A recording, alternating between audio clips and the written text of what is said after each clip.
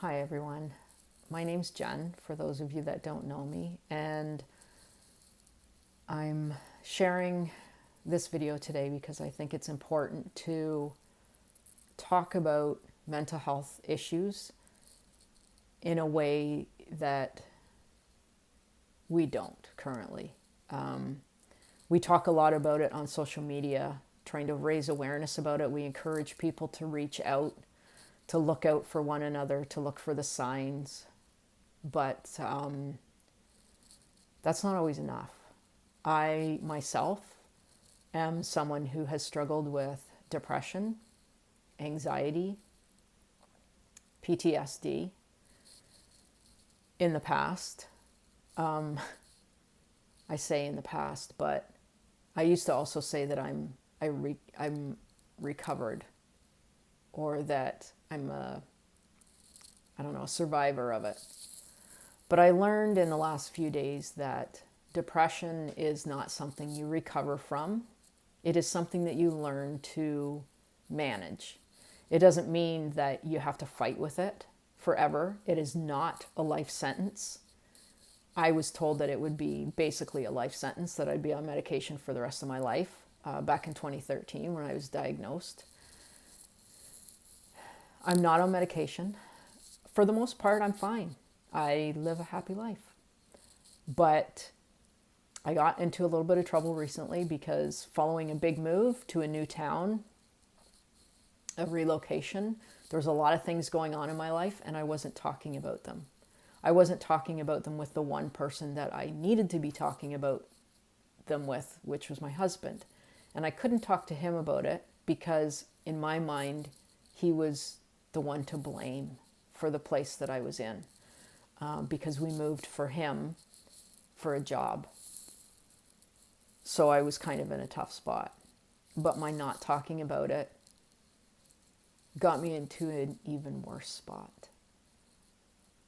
The last 2 days, there was probably a slow downward descent prior to that, but the last 2 days were incredibly difficult for me.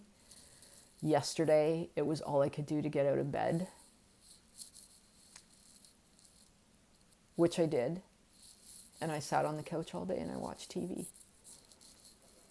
which was probably my saving grace because watching TV stopped my brain from tormenting me with all of the thoughts that I'd been thinking and telling myself, like how I was alone, how I didn't have anybody, how I'd been uprooted, how I had no support system here, how I had no friends, how I was a nobody, how I didn't matter, how I had nothing. I had all of these things on repeat in my head. I was lonely. I was bitter. I was resentful towards my husband, but I tried to hide it. He knew something was going on, but he didn't know the depth of what was going on because I was trying to hide it. But yesterday, watching TV all day, the one thing I realized was that when I was watching TV, my brain was occupied and I was fine.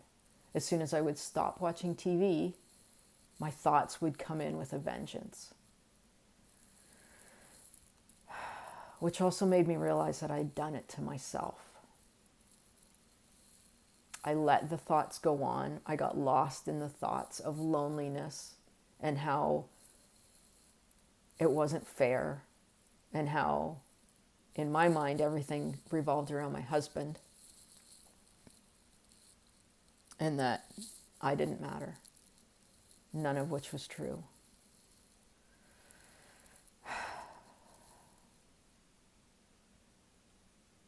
I was definitely in a very bad place yesterday. And I reached out to a couple of people, one on Tuesday night and one yesterday. Which, by the way, when you tell people to reach out, I even said it myself, if you're struggling, reach out. That is the single hardest thing you will ever do. If you are in the place where you're struggling, reaching out is the last thing that you want to do. And it's because you feel like nobody will understand and you don't know who you can trust with the darkness that's inside of you. And Tuesday, I scrolled through my phone and I looked at all the names that were there, and there wasn't anybody that I felt like I could call. But I did reach out to someone. And then yesterday, someone came to mind who I reached out to, a very good friend of mine. Actually, I wouldn't even say he's a very good friend. He's not like a very close friend, but he's somebody that I knew because of the conversations I've had with him, that he could help me through this, and I trusted him, which is my point.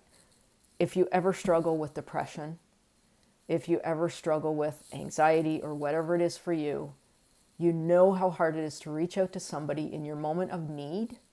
You know how impossible that feels. I suggest this.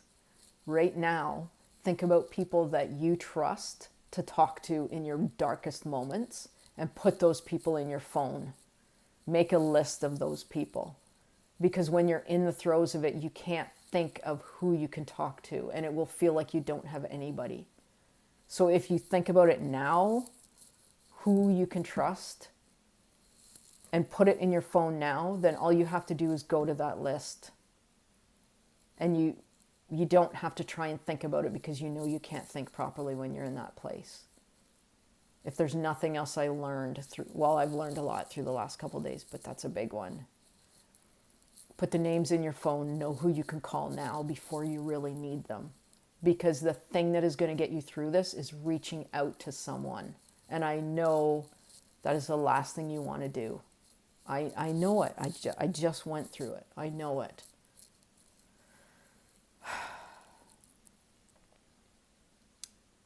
Yesterday, I was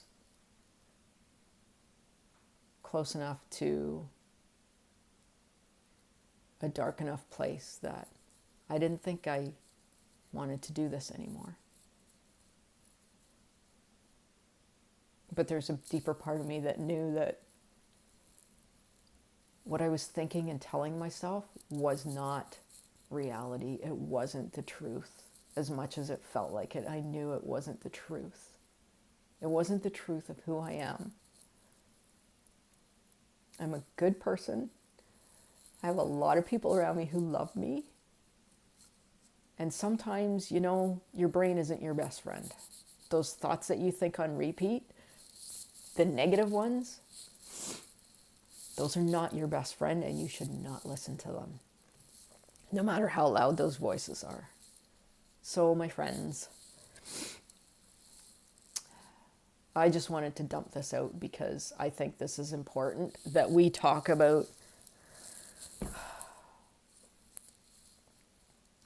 the depth of what mental health issues, mental health challenges, mental health illnesses really are. I've done a lot in my life. I've had a lot of great accomplishments. I had a long career in the fire service. And that's what makes it so hard to feel so weak. Nobody wants to be seen as weak. And you don't want to feel weak. But you know what? The strongest thing you will ever do is fight for yourself and fight through whatever demons sneak up on you from time to time. That's strong.